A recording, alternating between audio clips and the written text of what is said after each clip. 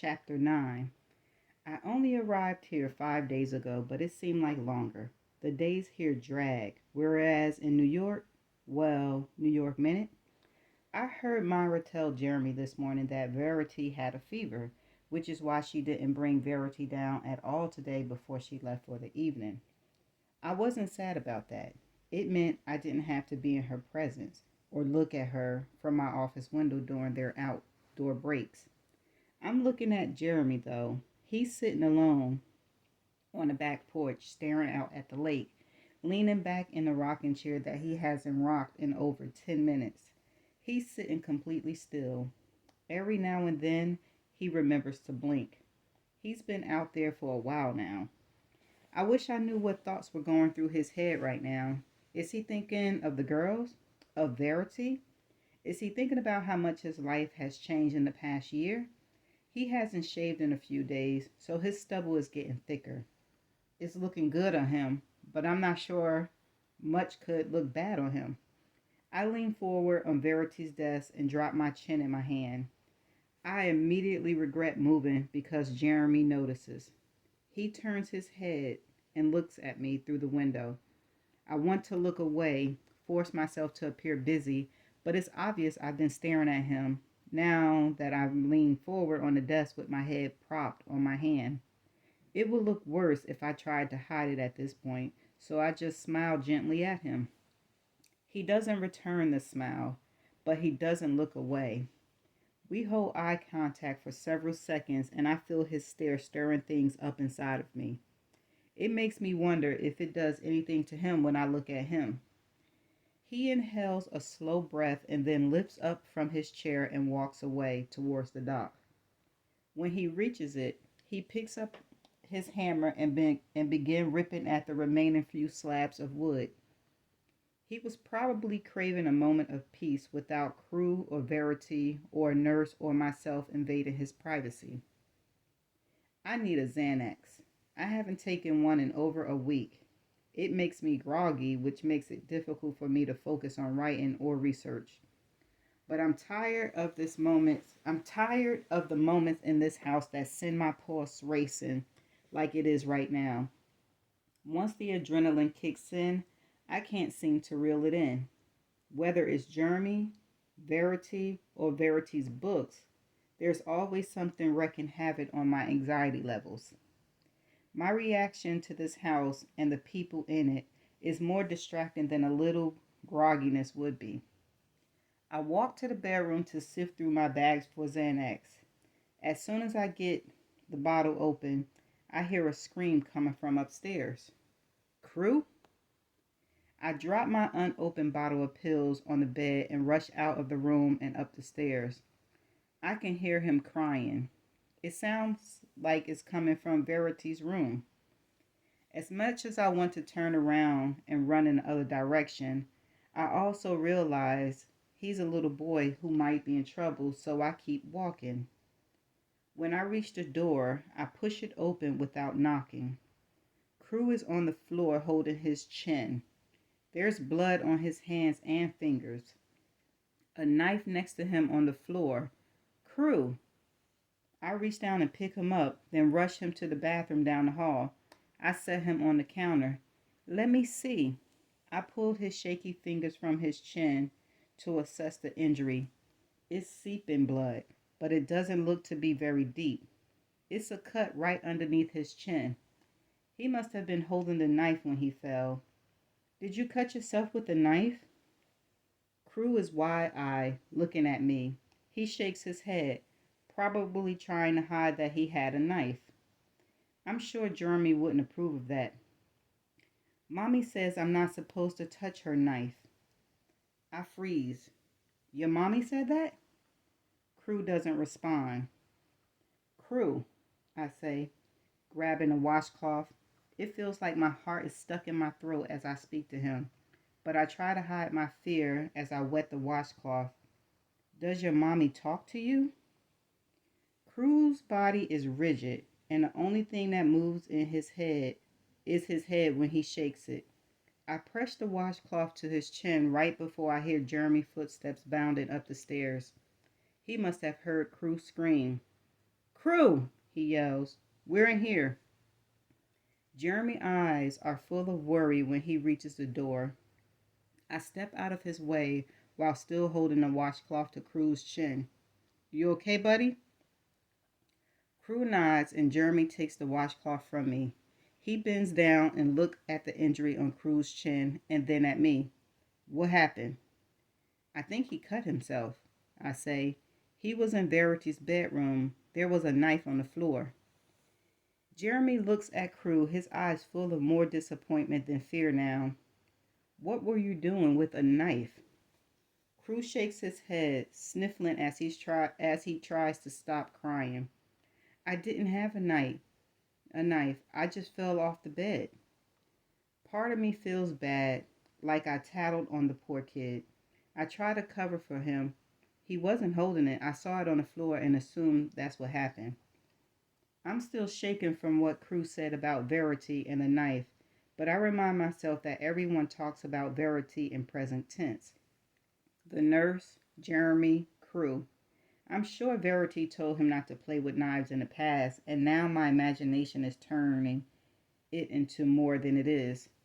Jeremy opens the medicine cabinet behind Crew and grabs a first aid kit. When he closes the mirror, he's staring at my reflection. Go check, he mouths, motioning towards the door with his head. I leave the bathroom, but pause in the hallway. I don't like going in that room, no matter how helpless Verity is. But I also know Crew doesn't need to have access to a knife, so I trudge forward. Verity's door is still wide open, so I tiptoe in, not wanting to wake her. Not that I could. I round the bed to where Crew was on the floor. There's no knife. I turn around, wondering if maybe I kicked it somewhere when I picked him up. When I still don't see it, I lower myself to the floor to check under the bed. It's completely empty beneath the frame, other than a thin layer of dust. I slid my hand beneath the nightstand next to the hospital bed, but find nothing. I know I saw a knife. I'm not going crazy, am I? I put my hand on the mattress to lift myself up off the floor, but immediately shift backwards onto my palms when I catch Verity watching me. Her head in a different position, turned to the right, her eyes on mine. Holy shit! I choke on my fear as I scoot myself backwards, away from her bed.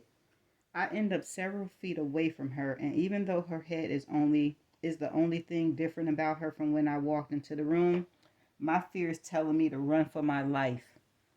I pull myself up, using the dresser for support, and keep my eyes fixated on her as I move back towards the door, facing her the whole time.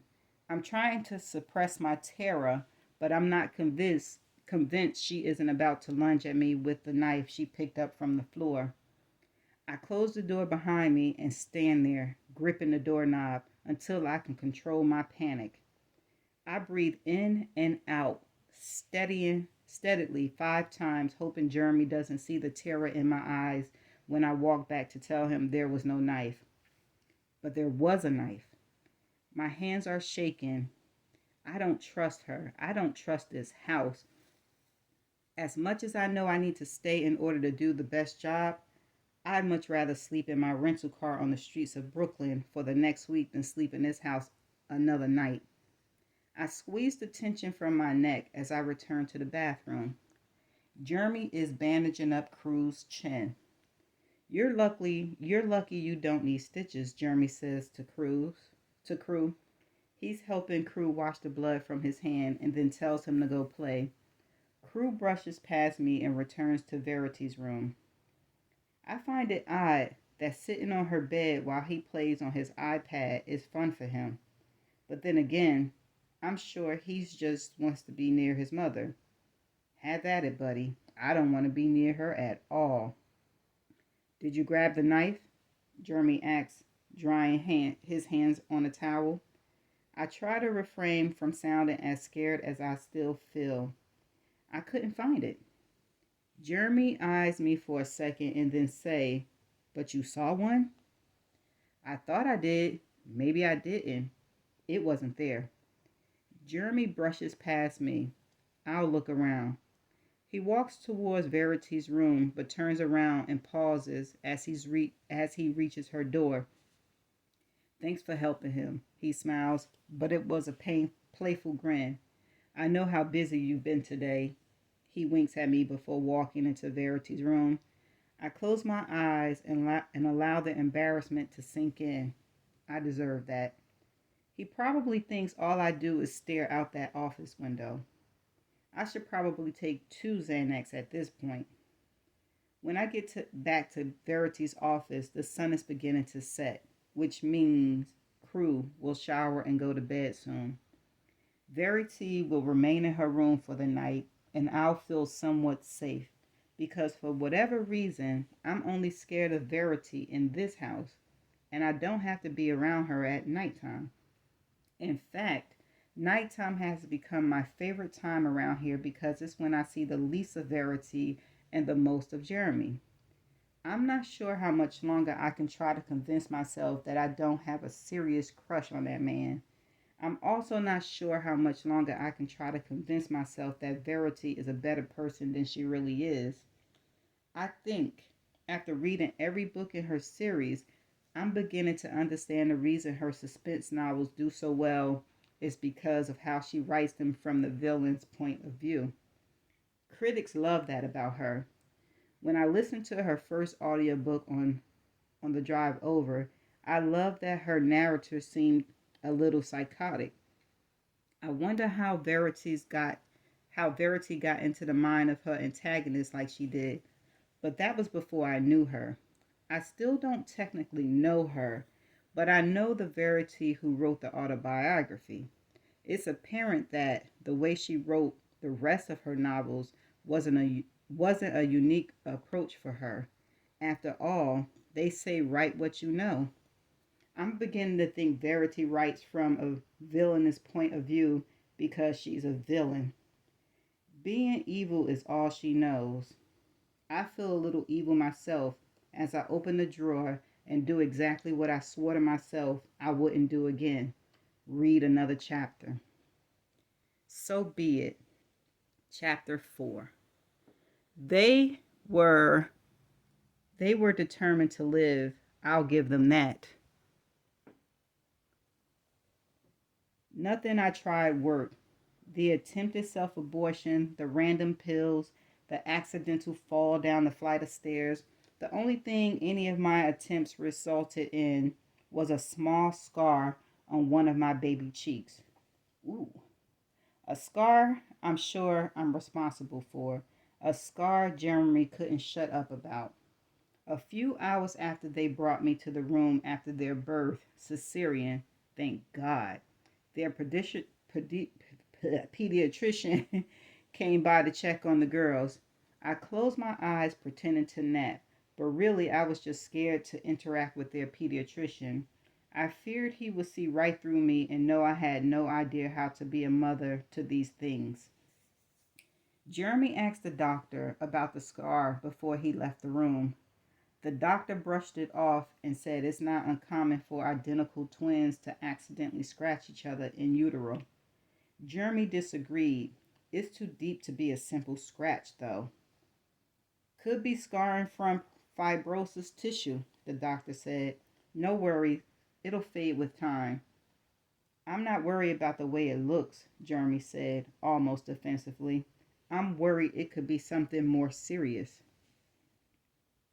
It's not. Your daughters are perfectly healthy, both of them. Figures. The doctor left and the nurse was gone, and it was just Jeremy, the girls, and me. One of them was asleep in a glass bed thing. I don't know what it's called. Jeremy was holding the other one. He was smiling down at her when he noticed my eyes were open. Hey, Mama. Please don't call me that. I smiled at him anyway. He looked good as a dad. Happy. Never mind that his happiness had little to do with me, but even in my jealousy, I could appreciate him. He was probably going to be the type of dad who changed their diapers to help with feelings. I knew I appreciate that side of him even more with time. I just needed to get used to this, to being a mother. Bring me the scarred one, I said. Okay. Jeremy made a face. I know, because I made a face too, Jeremy, indicating he was disappointed in my choice of words. I guess that was a weird way to put it, but we hadn't named him yet. The scar was her only identifier. He carried her to me and placed her in my arms. I looked down at her. I waited for the flood of emotions, but there wasn't even a trickle. I touched her cheek, ran my finger down her scar. I guess the wire hanger wasn't strong enough. I probably should have used something that didn't give so easily under pressure. A knitting needle? I'm not sure it would have been long enough. Girl. The doctor said the scarring could be a scratch, Jeremy laughed, fighting before they were even born. I smiled down at her, not because I felt like smiling, but because it's probably what I was supposed to do. I didn't want Jeremy to think I wasn't in love with her like he was. I took her hand and wrapped it around my pinky. Chastine, I whispered. You can have the better name since your sister was so mean to you. Chastine, Jeremy said. I love it. And Harper, I said. Chastine and Harper. There were two of the names he had sent me. I liked them okay. I chose them because he mentioned them both more than once. So I gathered they were at the top of his list. Maybe if he could see how much I was trying to love him, he wouldn't notice the two areas in which my love lacked.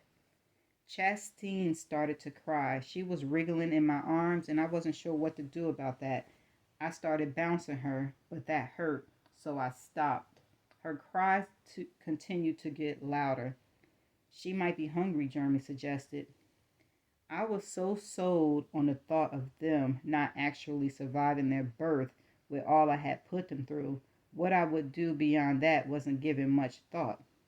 I knew breastfeeding them would be the best choice, but I had absolutely no desire to do that kind of damage to my breasts, especially since there were two of them. Sounds like someone is hungry, a nurse said as she pranced into the room. Are you breastfeeding? No, I said immediately. I wanted her to prance right back out of there. Jeremy looked at me, concerned. Are you sure? There are two of them, I replied. I didn't like the look on Jeremy's face, like he was disappointed in me. I hated to think this was how it was going to be, him taking their side, me not mattering anymore. It's not any more difficult than bottle feeding them, prancing nurse said. It's actually more convenient. Do you want to try it? See how it goes? I couldn't take my eyes off Jeremy as I waited for him to dismiss me of that kind of torture. It killed me to know that he wanted me to breastfeed them when there were so many other perfectly adequate alternatives. But I nodded and pulled the sleeve of my gown down because I wanted to please him. I wanted him to be happy that I was the mother of his children, even though I wasn't happy about it. I removed my breast and brought Chastine towards my nipple. Jeremy was watching the whole thing. He saw her latch onto my nipple. He saw her head move back and forth, her little hand pressed into my skin. He watched her begin to suck. It felt wrong. This infant sucking on something Jeremy had sucked on before. I didn't like it. How would he find my breasts attractive after seeing babies feed from them every day? Does it hurt? Jeremy asked. Not really. He put a hand on my head and brushed back my hair. You look like you're in pain. Not in pain, just disgusted. I watched as Chastine continued to feed from me. My stomach My stomach clenched as I tried my hardest not to show him how repulsed I was. I'm sure some mothers found this beautiful. I found it disturbing. I can't do it, I whispered, my head falling back against the pillow. Jeremy reached down and pulled Chastine from my breast. I sighed with relief when I was free of her. It's fine, Jeremy said, reassuring. We'll use formula. Are you sure? The nurse asked him. She seemed to be taking to it. Positive. We'll use formula. The nurse conceded and said she'd grab a can of Similac as she left the room. I smiled because my husband still supported me. He had my back. He put me first in that moment, and I reveled in it. Thank you, I said to him. He kissed Chastine's forehead and then sat down on the edge of my bed with her. He stared at her and shook his head in disbelief. How can I already feel so protective over them, and I've only known them a couple of hours? I wanted to remind him that he's always been protective of me, but it didn't feel like that right moment. I almost felt as if I were intruding on something I wasn't a part of. This father-daughter bond I was never going to be included in. He already loved them more than he had ever loved me. He was eventually going to take their side, even if I wasn't in the wrong. This was so much worse than I had imagined it would be. He lifted a hand to his face and wiped away a tear. Are you crying? Jeremy snapped his head in my direction, shocked at my words. I panicked, recovered. That came out weird, I said. I meant it in a good way. I love how much you love them. His sudden tension disappeared with my quick recovery. He looked back down at Chastine and said, I've never loved anything this much. Did you think you were capable of loving someone so much? I rolled my eyes and thought to myself, I have loved someone this much, Jeremy, you, for 4 years. Thanks for noticing. And that's the end of chapter 9. Stay tuned for the next chapter.